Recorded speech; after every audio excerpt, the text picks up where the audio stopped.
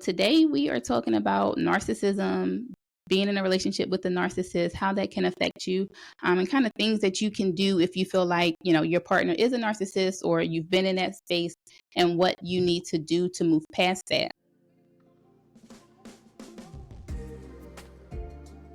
Welcome to the Perfect Partner Podcast. It's a show for those of you who have not given up on love despite its challenges, where we have those difficult but productive conversations about things that can really impact your relationship. I am your host, Erin F. Darden. I am a certified emotional intelligence coach, and my goal is to help you build a deeper connection with yourself and your partner through the lens of emotional intelligence. Today, we are talking about narcissism, being in a relationship with a narcissist, how that can affect you, and kind of things that you can do if you feel like, your partner is a narcissist or you've been in that space, and what you need to do to move past that.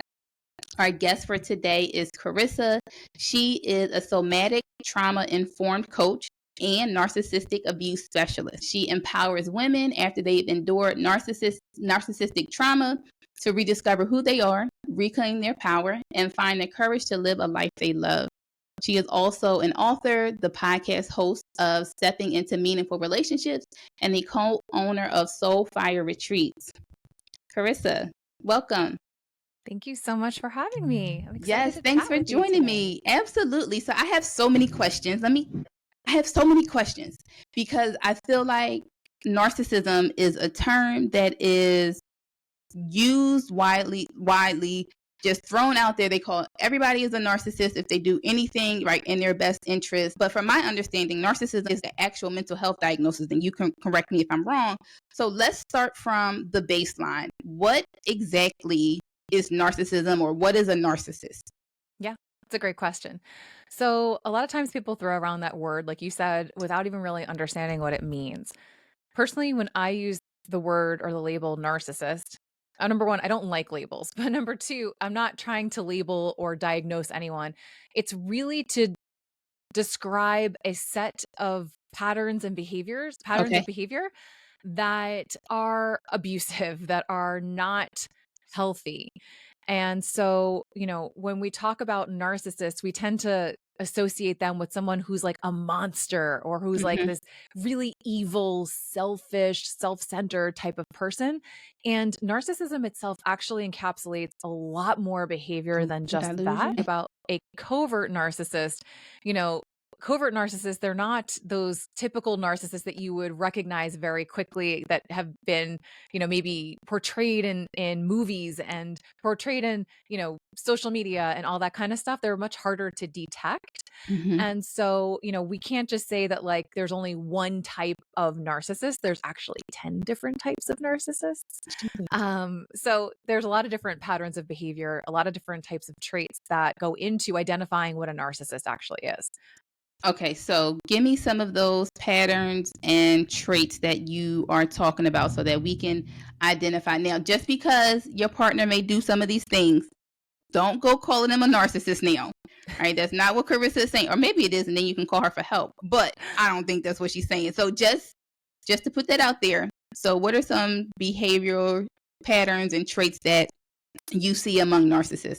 Yeah, it's a good question. So I want to just go back real quick to that Hmm. that definition of a narcissist. A definition of a narcissist at its core root is someone who is deeply wounded and who is deeply insecure. And they're going to use certain types of tactics in order to get their needs met that are unhealthy. So some of those behaviors are going to be things like, manipulation. It's going to be things like, maybe getting very angry and being a completely emotionally dysregulated. It might be they might have a strong sense of entitlement. So they feel like they just deserve certain things, right? Whether it's attention, love, recognition.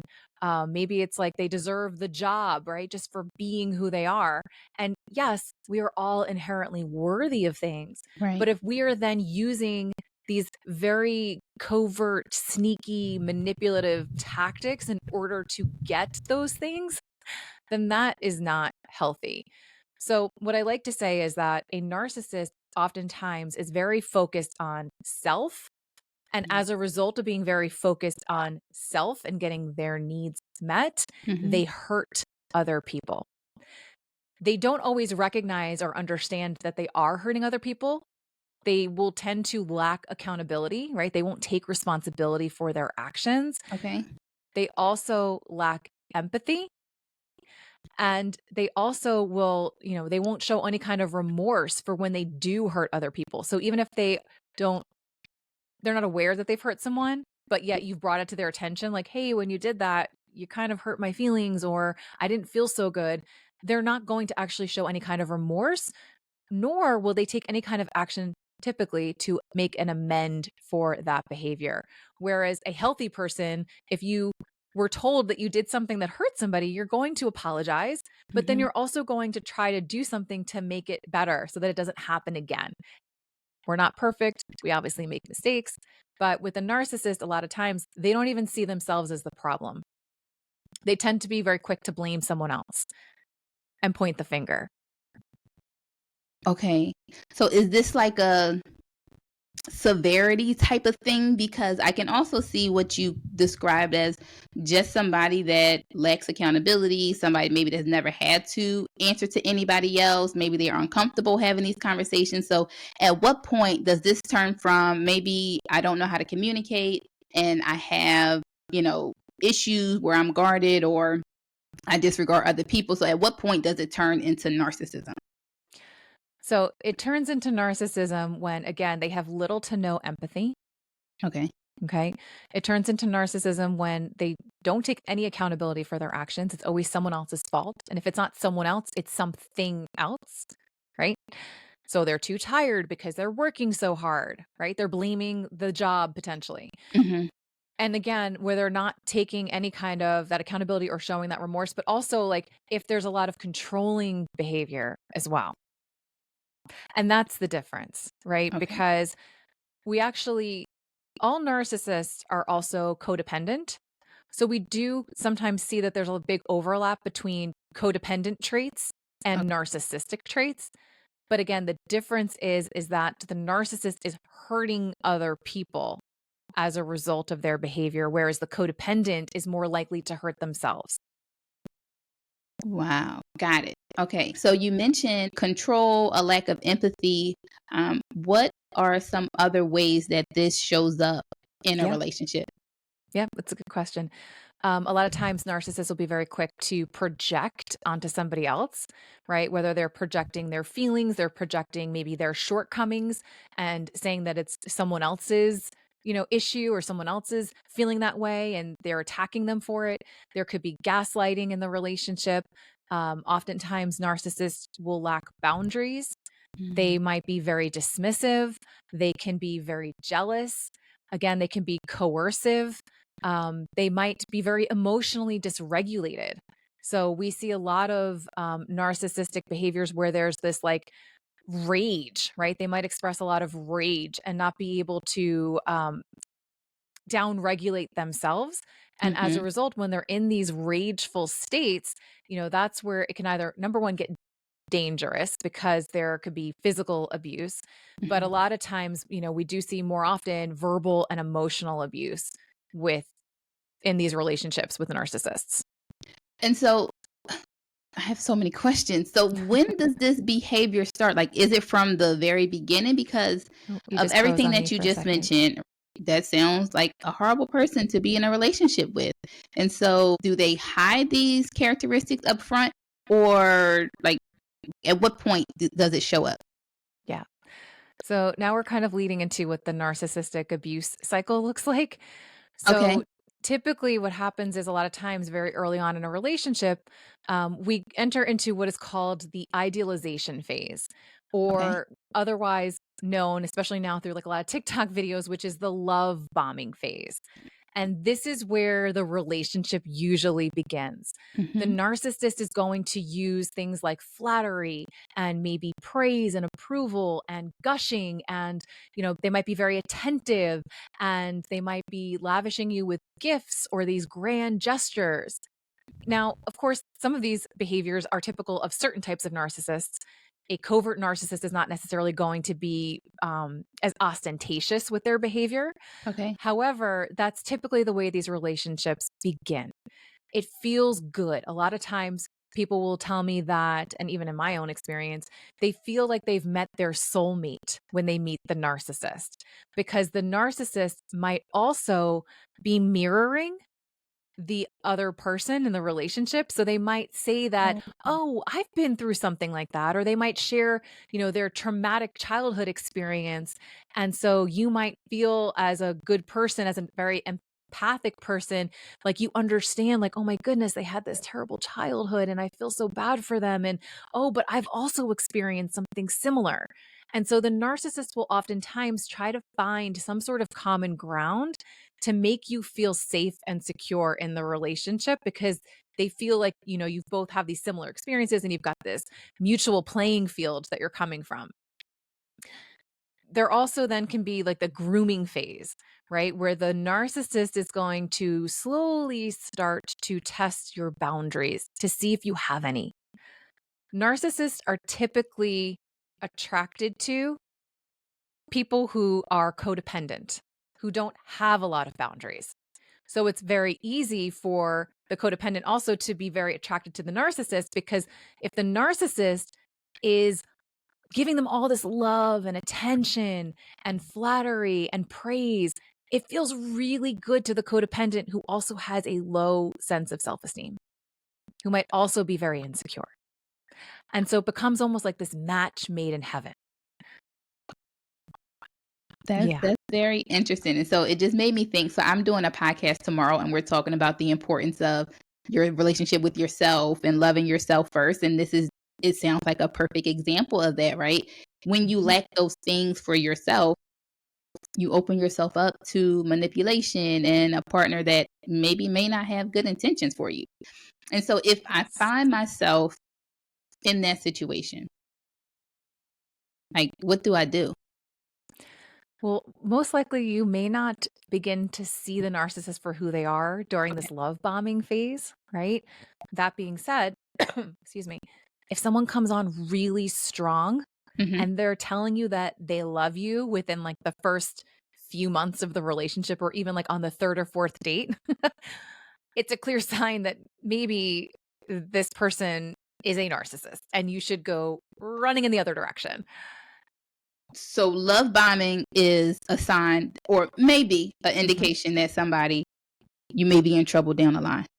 Yeah, because think about it. If the person doesn't really know you that well, because here's the other thing with the narcissist, a narcissist is going to likely not really try to get to know you at a very deep level unless they are trying to understand your vulnerabilities in order to take advantage of you, in order to manipulate you down the line.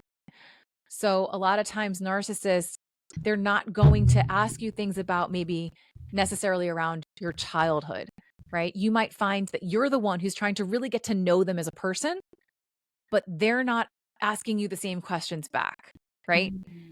So that's going to be a sign where like, wow, they're telling me that they love me, but yet I don't feel like they really know me. So Okay, that's a sign. I'm keeping a list. So we got love bombing, a surface level connection. Surface level connection. The next thing that happens is typically in this phase of abuse, at some point, you're going to hit a transition. Okay. That transition might be where maybe you speak up about something that is important to you, right? Maybe you have a value that you hold or a belief that you hold, Okay. and you're sharing that with the narcissist. If the narcissist is not on the same page as you, they might find ways to tear you down, because sometimes in this like mirroring phase, the narcissist, the reason why they're love bombing you is because they believe potentially that you are an extension of them if you're so similar, quote unquote, Okay. right? If you prove that you have different thoughts, different beliefs than what they hold, they might feel threatened, right? They might feel like this person's like totally different and I now need to tear them down because now I feel threatened by them. It's also potential that you might set a boundary, right? Maybe you just want to go out with your girlfriends one night. Right. The narcissist is like, "Whoa, wait a second. No, no, no, no. I want all your time. I want all your attention. How dare you set a boundary with me? Why are they more important than me? I'm more important. And that's when we enter into like a devaluation phase where they'll start to belittle, they'll start to criticize, they'll make you doubt, they'll find ways to make you feel like, you're not either, good enough or you're not, you don't love them enough, right? Because if they're playing a victim, because we have victim narcissists, otherwise also known as covert narcissists, Right. they're going to get upset. And so they don't like being either called out. They don't like when you set a boundary with them. They don't like feeling like they're not important or that they're not worthy of all of your time and attention. They don't like it if you speak up against something that they believe or something that they value, if you're not on the same page. So all of those things can be seen as threats by the narcissist. And so as a result, they start to enter into this devaluation phase where they're criticizing, they're disapproving, they might be rejecting, they might be degrading you, right? We have some other manipulative tactics that show up here, like the silent treatment, triangulation, so on and so forth. And so when the narcissist um, is using these tools or whatever, the devaluing you, what is happening to the receiving partner? Well, the whole point is to get you to doubt yourself. The whole point of devaluing you is to disconnect you from your power.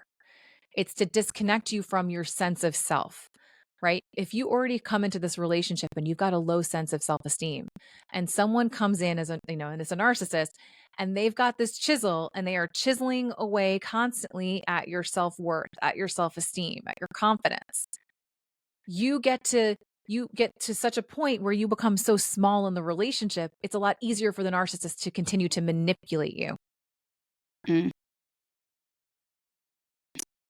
That's pretty. So this relationship with self is very important. And I know I am making faces, but right, this definitely happens. And you shouldn't feel bad if this has been you, if this is you, right? This is why we are here, so we can have these conversations, right? To figure out, one, how did you get here, right? This is why I'm asking these questions. And then, what do you do moving forward? So I know I'm quite a character, but I'm absolutely serious here. I could imagine that this could be shameful, right? I don't want to go and tell my friends that, right, this is going on, or I don't like, so do I just stay and I suffer through this? Like, what is it like if or maybe like your clients have shared, what is it that they are feeling, right? Because there may be people that are listening that don't know that their partner is a narcissist, right? They may think it's a lack of communication. They may think it's, right, a lack of connection between the two of them. So if if your clients have shared with you, what does it feel like for the receiving partner? So even from my own personal experience, I will say that understanding that your partner is a narcissist is usually one of the last couple of things that you become aware of. Okay. It initially starts for most people where they recognize that they're deeply unhappy and they don't know why. They feel lost. They feel confused. They're not sure, what is wrong necessarily. Like they might notice, like they might be fighting a lot with their partner, right? There could be a lot of arguments that are happening. But because the abuse cycle is literally a combination of love and rejection, it's very confusing. So that mix of connection and rejection, right? That love and that discard, it's it's disorienting for a lot of people. Wow. And what happens is you get addicted to almost that chaos. You get addicted to that pain pleasure cycle.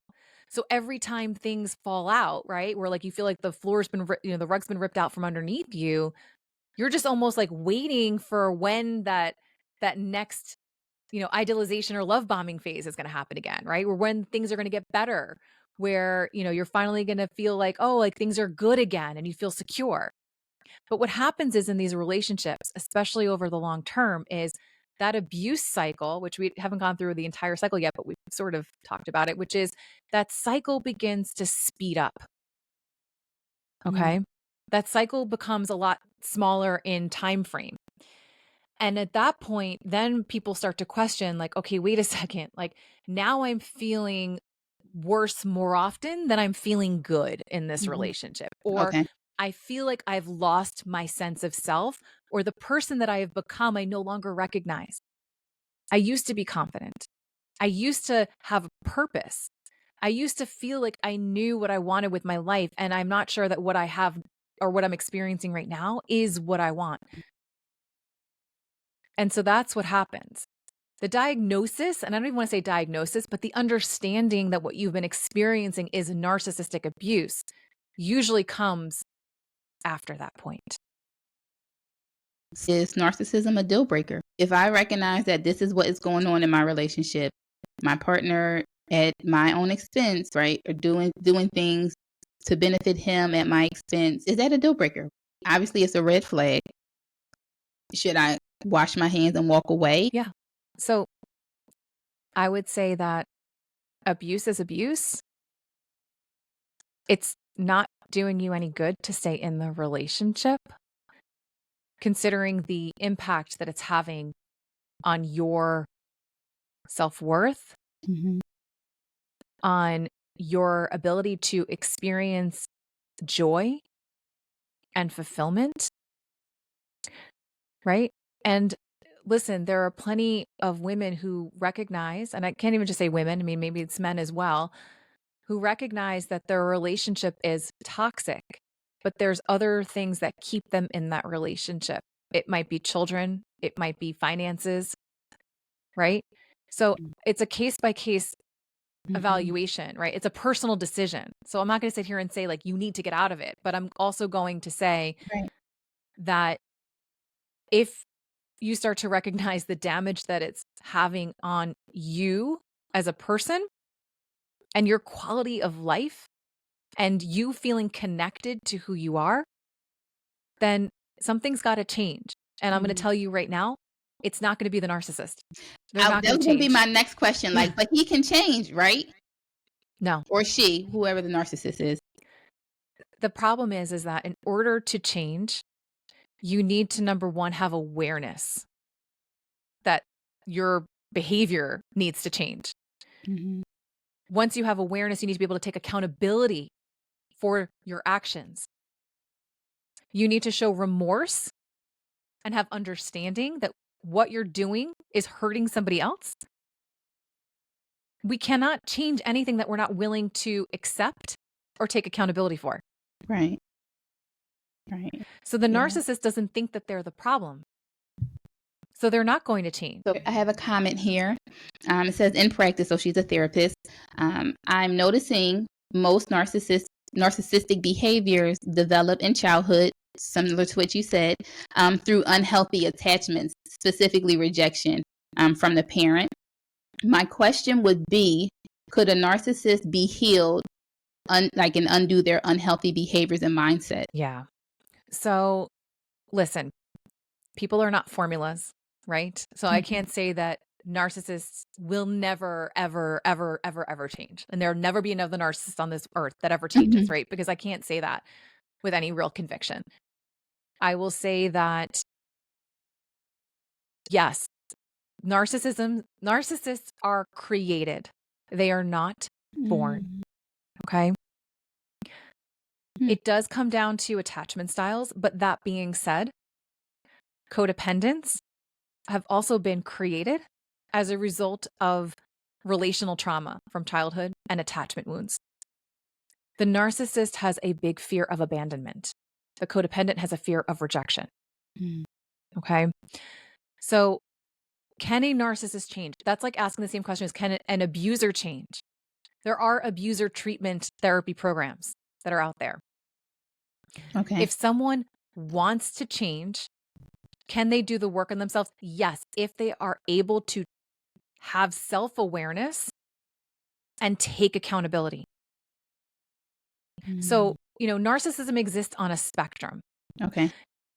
If someone is only showing narcissistic tendencies, but it's not necessarily abusive, right? Where they're able to have awareness of those tendencies, Mhm. then they can, if they do the work, if they really are willing and committed to doing the work, they can change.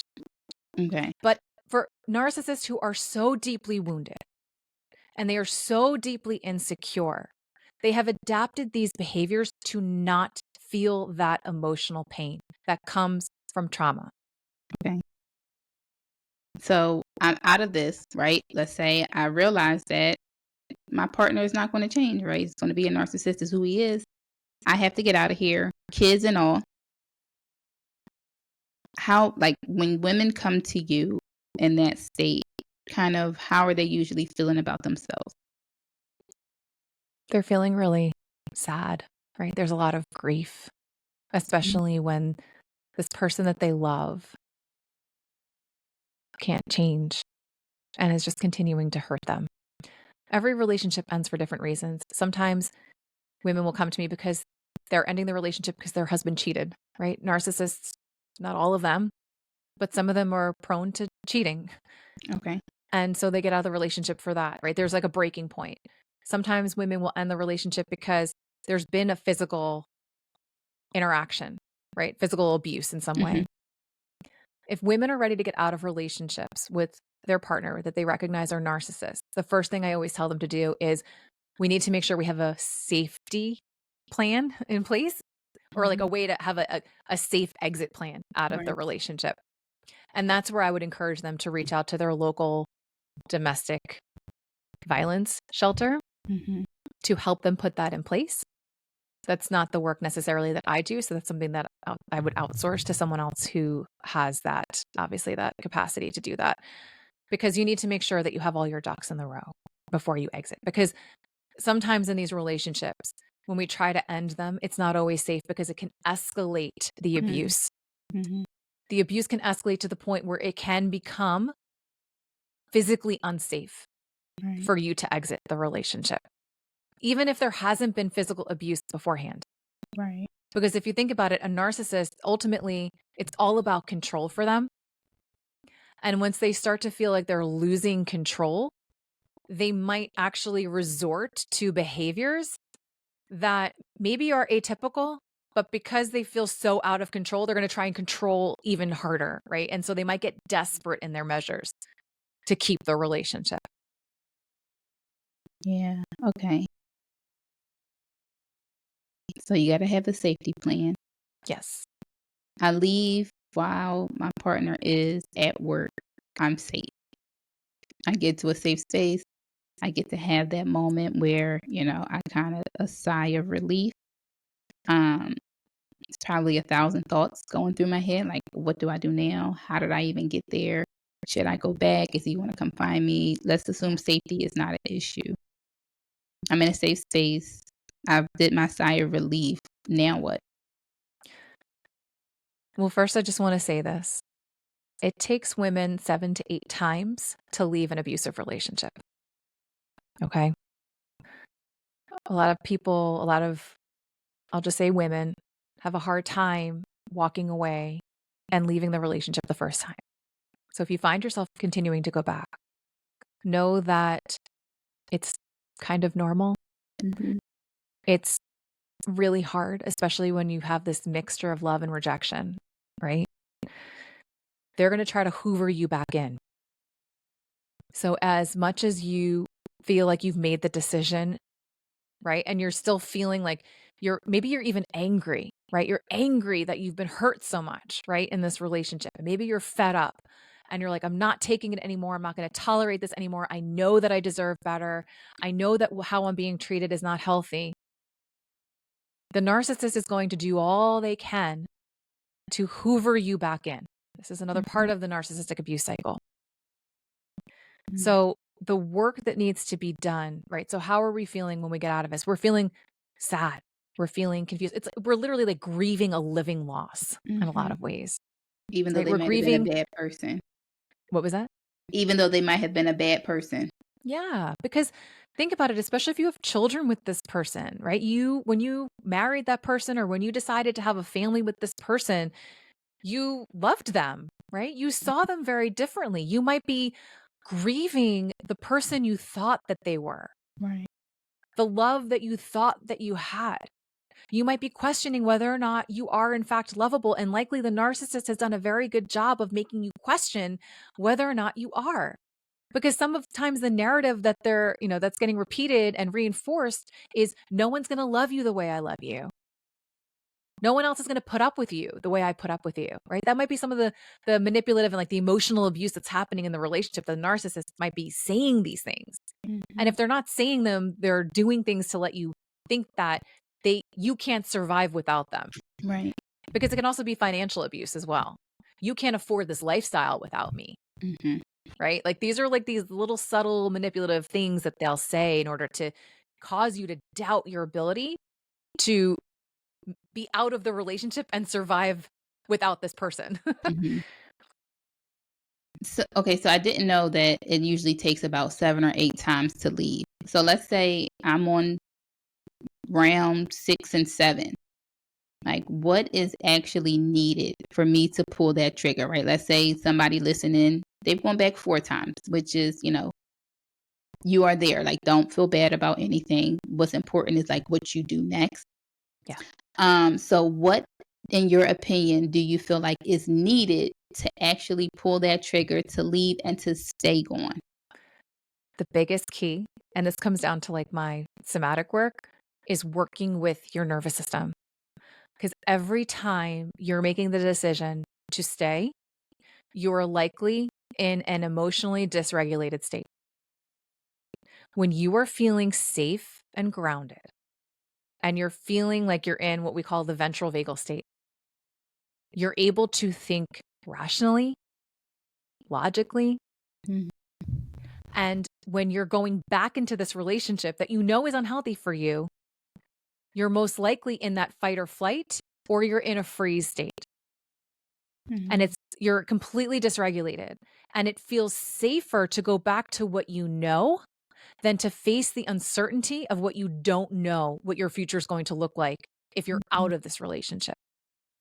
So doing this work with your nervous system is so important. And especially if you've been in a relationship with a narcissist, you've likely been walking around on eggshells for a really long time. Walking on eggshells is analogous to being in fight or flight. You're constantly on edge. You're constantly hyper aware of your surroundings, waiting for the next shoe to drop, waiting for the next emotional outburst, waiting for the next verbal attack. And so you have to do this work with your nervous system in order to feel and to find that safety within you so that you can make clear-headed decisions. We didn't talk about the symptoms of narcissistic abuse, but one of the symptoms is brain fog.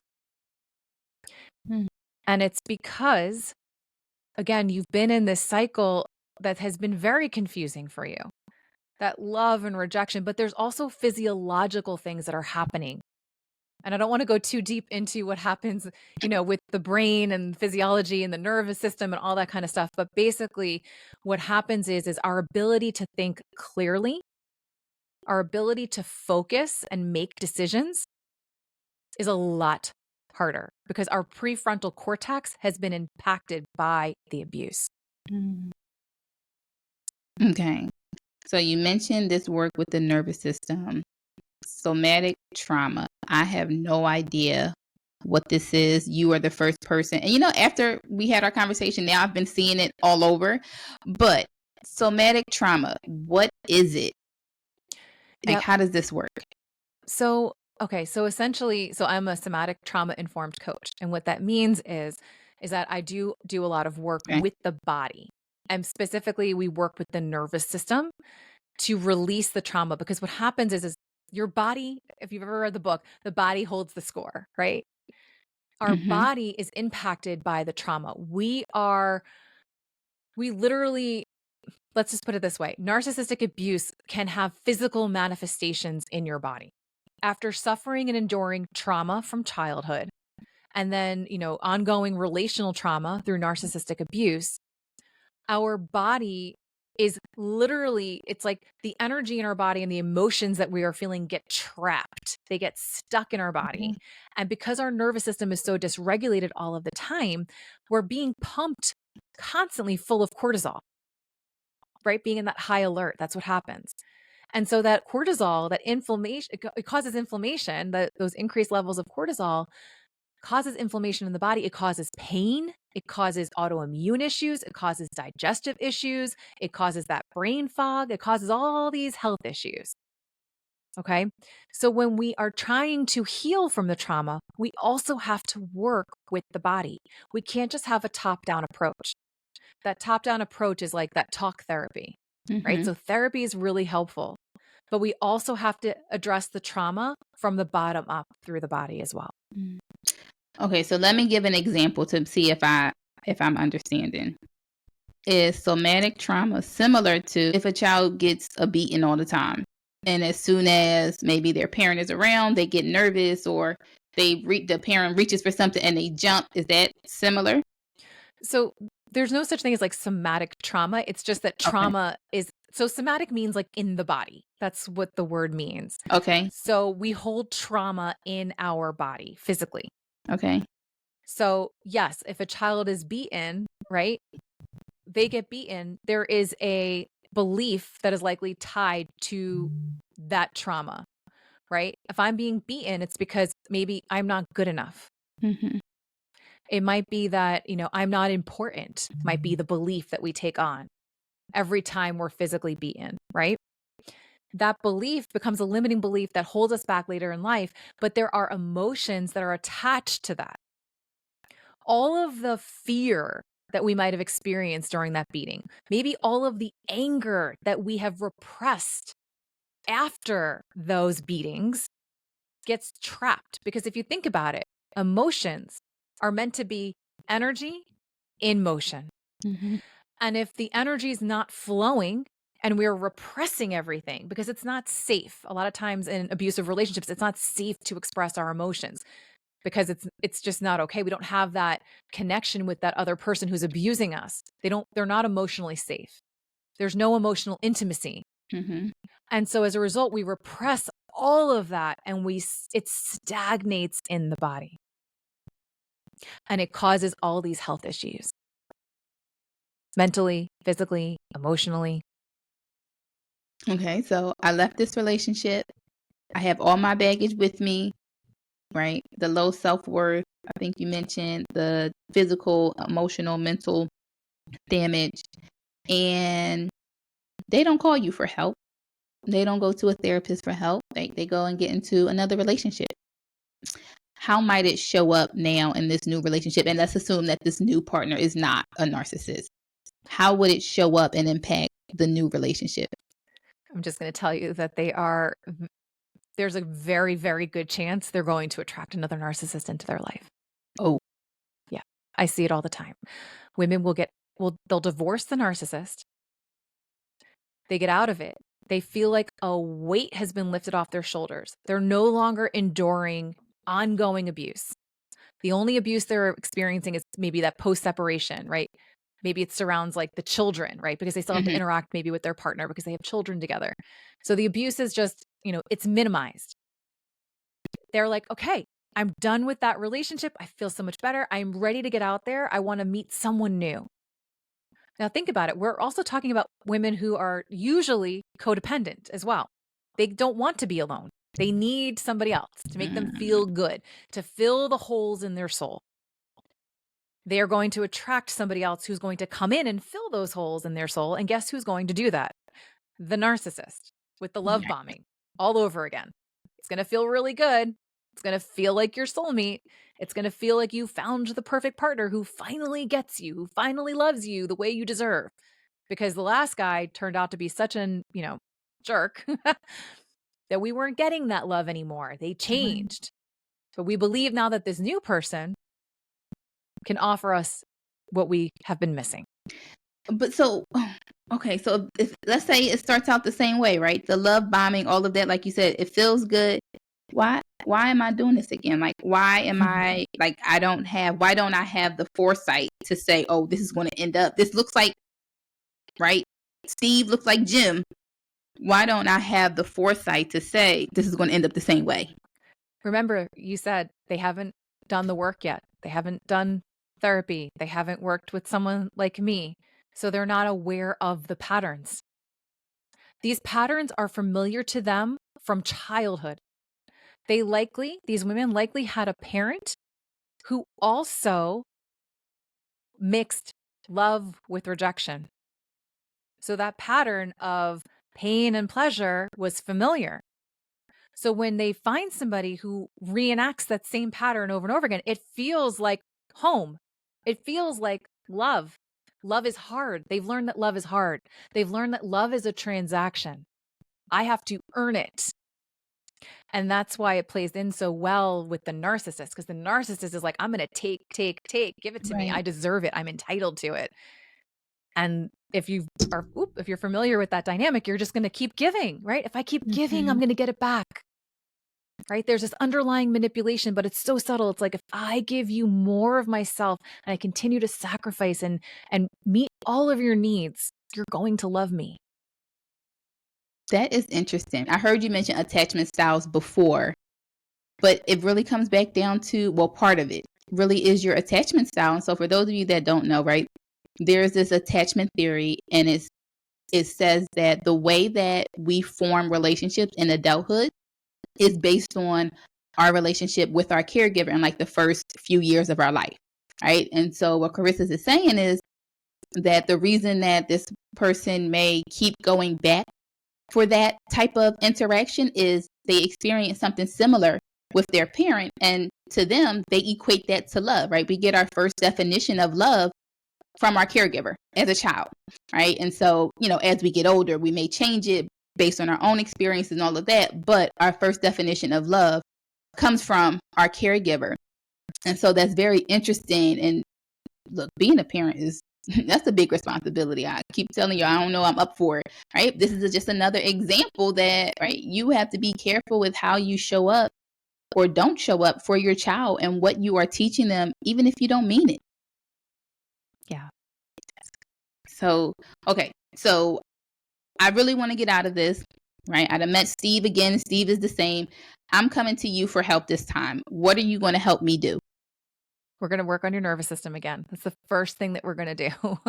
Because in order for you to make clear decisions about getting out of this relationship or staying out of this relationship, right? Not going back the 6, 7, 8 times, is we're going to work with your nervous system so that you're not triggered into going back to what you have felt safe in before. We're going to create that safety within you. We're also going to talk about the patterns of behavior so that you have an awareness of it, so that you don't repeat them over and over again. We're going to work on your limiting beliefs. We're going to help you learn how to self-accept, right? Because a lot of this, again, like you're coming into this from a place of like low self-worth. So likely there are parts of you, again, that, you mentioned before, that shame piece, right? What are the parts of me that I have been hiding for so long out of shame? How do I bring them in closer and learn to accept and to love them as part of me? And when we can learn to love ourselves and we can learn to rebuild and cultivate a deeper sense of self-worth, then we no longer begin to tolerate the things that are less than what we deserve, right? So then we're going to work on boundaries. And we're going to work on resiliency, right? How are we going to move forward? How are we going to begin to create the life that we really want? Right? Understanding what our natural talents and gifts are, but also equally, what are our weaknesses? And maybe some of our weaknesses are actually our superpowers. And how amazing is that? And how do I get to use them to define what my purpose is that's going to pull me forward into this next chapter of my life? So that what I experience in the next chapter looks very different from what I've already experienced so far in my life. Let me go back to the first, because everything else kind of makes sense, right? Building your relationship with yourself. Yes. You start with the nervous system, right? I get nervous whenever my parent comes in the room because I've gotten a lot of beatings growing up or whenever they touch something. Like, so how do you, I guess, get yourself out of that state? Or how do I calm my nervous system? Like, what actually is happening to my nervous system and what do I need to do differently? How do I do that? So you have to first become aware of your triggers, right? You have to be aware that you've been triggered into a fight or flight response or a freeze response. So we work with identifying, okay, what are the sensations that I feel in my body when I'm being triggered? Because oftentimes our body talks to us through sensations and emotions first before we can consciously make sense of what's going on at a deeper level. So it's bringing awareness to that because we want to essentially over time build increase the gap between a trigger and how we respond. Mm-hmm. So in order to do that is we have to first build the awareness. Right. And then I provide my clients with somatic tools of how to down regulate to get back into feeling safe and Okay. grounded. Just the emotional regulation. Yeah. So those are like where the somatic practices come in. Okay. And so now those things no longer become a trigger. My nervous system is not going to, I guess, react. I won't be nervous. Like it just, whatever the tools you give retrains my nervous system. Is that what it happens? So, okay. So just because we're doing work with the nervous system doesn't mean you're never going to be triggered again, right? We get triggered in our relationships all the time, whether they're healthy or they're toxic. It doesn't matter. Even throughout our day, we might be watching something on social media that triggers us, right? Okay. It's becoming aware of like, well, what is it? Why am I being triggered? Is Mm-hmm. it because I'm feeling like I'm being told that I'm not important? Does it feel like I'm personalizing this, right? We stop personalizing Okay. what's happening.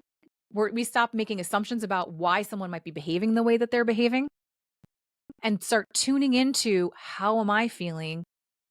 What is it about myself that I am perceiving to be triggered in this moment that I know is not true, right? Mm. You are important. You're important because you are who you are.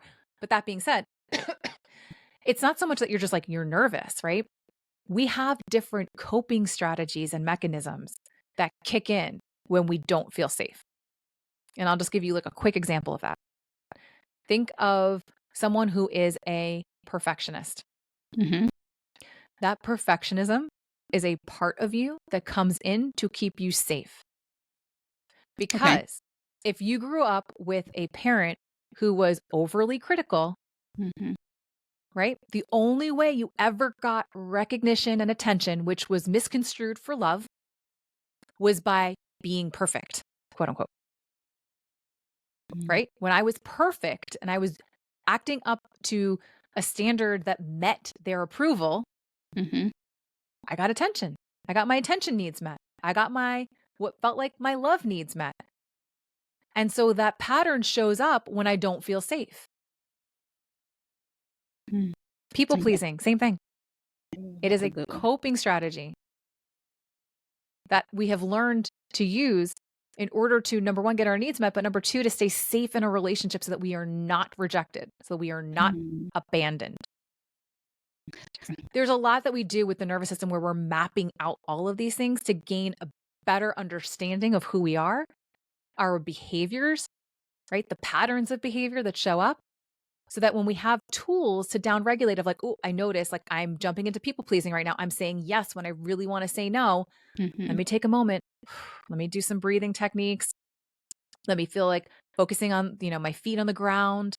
Maybe I'm squeezing the tops of my legs, to just get sensation back in my body because I feel that I know that I've been triggered and I'm saying yes because I feel really unsafe right now and I don't want to disappoint this other person because if I disappoint them, they're going to reject me, right? They're not going to want to be around me anymore. I'm going to get fired from my job. Okay, I'm feeling grounded. And now we can turn to the other person who's asking us to do something and we can set a boundary. Okay. I understand you need help with this. I get it. However, at this time, unfortunately, I don't have capacity to take that on right now. Mm. That's a boundary. We're not over explaining. Mm-hmm. We're not saying yes when we need to say no or want to say no. But I feel grounded and I feel safe enough within me to set that boundary and not fear someone else's reaction. I've also learned that I'm not responsible for someone else's emotions. Well, let's talk about one emotion specifically that I could imagine would come up in this type of relationship. If there's this yo-yo effect, push you away, reject you, embrace you, reject you, embrace you, I could imagine, like you said, you're waiting for the other shoe to drop again. I can imagine that causing a lot of anxiety. And so if I'm anxious, waiting for you, I would imagine that shows up in, right, your nervous system. Like, so with anxiety specifically, like, how do you work with that? Yeah. So anxiety is something that we often feel in fight or flight, right? Mm-hmm. We're anxious because of the unknown, or we're anxious because we can't control everything around us. The only thing we can control is ourselves, is our reactions or our responses, right? So one of the things that I would say is like if you're feeling a lot of anxiety in your body, well, let's move that energy out, right? Anxiety oftentimes feels like an edginess to it, right? Like it feels like maybe a restlessness. You can't sit still. You've got to move your body. So one of the things like I tell my clients, and I was actually just teaching this in my group coaching program this week, is make a trigger mix. If you are somebody who likes to dance or likes to sing, this is like a great tool. Make a playlist of all the songs that like get you to move your body and just dance it out. Like just literally like using movement as a way to move through that anxiety so that you Mm-hmm. can then look back on what's happening and clearly assess what's actually happening and not all the stories and narratives that are running in your head that are creating that anxiety. Mm-hmm. So what it sounds like, and correct me if I'm wrong, right? Once we are out of this relationship with the narcissist, right? A lot of the work is one, really becoming aware of the impact that this has had on you, both in terms of how you feel about yourself, your limiting beliefs, your nervous system, for all of those impacts. And then I would imagine that the next one is realizing that those things may be lies and recognizing what is true and what's not, what is him or your partner trying to control you versus things that are reality, and then kind of going from there. Yeah. Yeah. You could sit there and you could go through and you could literally relive all of that trauma and try to make sense of it. Mm-hmm. Or you can be aware of their patterns, of like the patterns of a narcissist, be aware of your patterns, and then use that as a tool to make a better decision going forward. Breaking your patterns that led you into that relationship to begin with. So Mm-hmm. there is a piece here that we need to take accountability as well. We need to take accountability for our actions, for our patterns that got us into that relationship so that we can change the trajectory going forward. You also alluded to something before that I'd like to touch on, if that's okay, which is when we get out of these relationships, a lot of times we have lost our ability to trust ourselves and we've lost our ability to trust other people. So there's a lot of work that goes into rebuilding your self-trust and your ability to make good decisions for yourself, which would include understanding whether or not a person that you're in a relationship with is toxic or healthy for you. Got it. Let's say I'm working through this. I've been working with you. I meet a new guy and he's great. But of course, healing is an never ending journey. And so it may still show up in my new relationship. What are some ways that the new partner, let's say the new partner is fairly healthy, what are some things that the new partner can do to support the partner that was once with a narcissist, with these things? Like what kind of support might they need in their new relationship? Well, they might need to have patience. They're going to need to have understanding. They're going to need to have empathy, right? For understanding that, you're doing the work on yourself, but there's potential that you might get triggered once in a while based on your past trauma. And so being with somebody who can communicate and can create emotional safety in the relationship is going to be the most important thing. So emotional safety is huge. Mm-hmm. When we feel emotionally safe with other people, we can be vulnerable, Mm-hmm. right? And vulnerability builds connection. So that's the best thing that you could do, is really just have empathy, have patience, understanding, and vulnerability too, right? Like you need to also be able to share vulnerably with your Right. partner so that, Mm-hmm. because if this non-narcissistic new partner is showing up and they're being vulnerable, Mm-hmm. then it allows the other person to feel safe to also be vulnerable. Okay. And then that kind of like repatterns in a way, the way that you're relating to someone else, right? Because then you're like, okay, he's showing himself to be really vulnerable. And Mm-hmm. when I share vulnerably back, I feel heard and I feel understood, which is oftentimes a lot of times women coming out of narcissistic relationships will complain about. And it's usually one of the first things. It's like, I don't feel heard in my relationship. I don't Mm-hmm. feel seen or understood in my relationship. I'm like, yeah, because you're with a narcissist. So if I'm unsure, right? How do I know that I need to contact you for help? And then once I decide, okay, yeah, that's me, how do I get in touch with you? So if you're feeling lost and confused and you're not sure if what you are experiencing is narcissistic abuse, feel free to reach out to me. I'm happy to do what I call a clarity call, right? It's a 30-minute free call. We can discuss kind of what you're experiencing. I'm not here to diagnose anyone. I'm not a therapist, so I'm not going to diagnose, but we can talk about the behaviors of what you've experienced and we can go from there. You can reach me on my website at corissastepp.com. You can also reach me through social media, Facebook and Instagram at Corissa Stepp. And also, I have a lot of great resources in my podcast. I have a lot of episodes where we talk about narcissistic behaviors and abuse and all of that. So feel free to check that out. That's Stepping into Meaningful Relationships. And you can find that on any major podcast platform. Thanks so much for joining us. Do you have any last words, tips, advice, suggestions for our listeners? Yeah.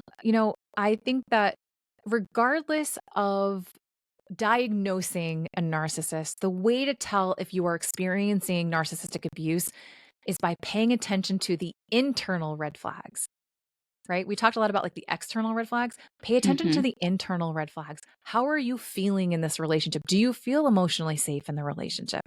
That's a big clue. So pay attention to how you're feeling when you're with this person. Pay attention to how you're feeling right before they walk in the door at night. If you're feeling anxious every time right before they walk in the door, something's not right. If you don't feel like they're the person you want to go to share vulnerable things because you've learned over time that they're not going to respond in a way that feels supportive, that's a sign.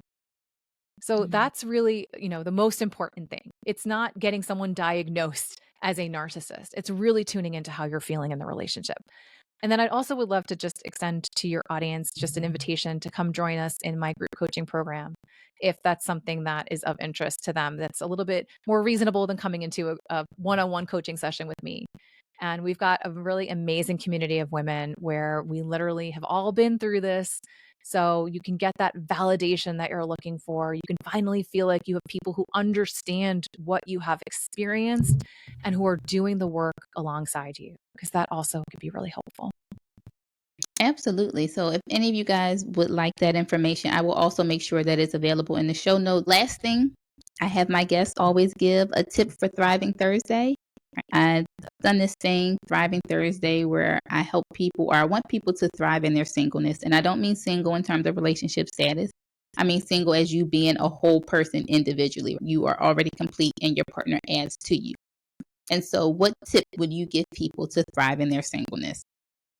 That is a great question. And I have like 8,000 different things that are running through my head that I would love to. But I would say get to know who you are. Embark on an incredible self-discovery journey to get to know who you are so that you can fully love yourself. I know that for so many of us, especially as women, we have learned to not love even just our bodies. So if it has to start with just the physical, right? Just getting to love every part of your body, even the jiggly bits, whatever they are, start somewhere, because that self-love is really, really powerful and can help you create a life that is meaningful and purposeful and fulfilling and full of joy and love. So that's my tip. Thank you so much for that tip. Thank you for all of this. This was very informative. I never really had to deal with this. So I appreciate you for coming and sharing your expertise. Like I said, I will put your information in the show notes if anybody needs to reach out. And again, don't feel bad if this is you. If you are in this situation, you're in this situation. It's no need to feel bad. You're already here. What's important is what you do moving forward. And so make sure that you are reaching out to get the help and the resources that you need so that maybe you don't have to go back 6 and 7 times. Maybe you can leave on the first or the third time. Make sure you are getting help. There's nothing to feel bad about. We all have our things. Thank you so much for tuning in. And I will see you guys next week. Thank you so much.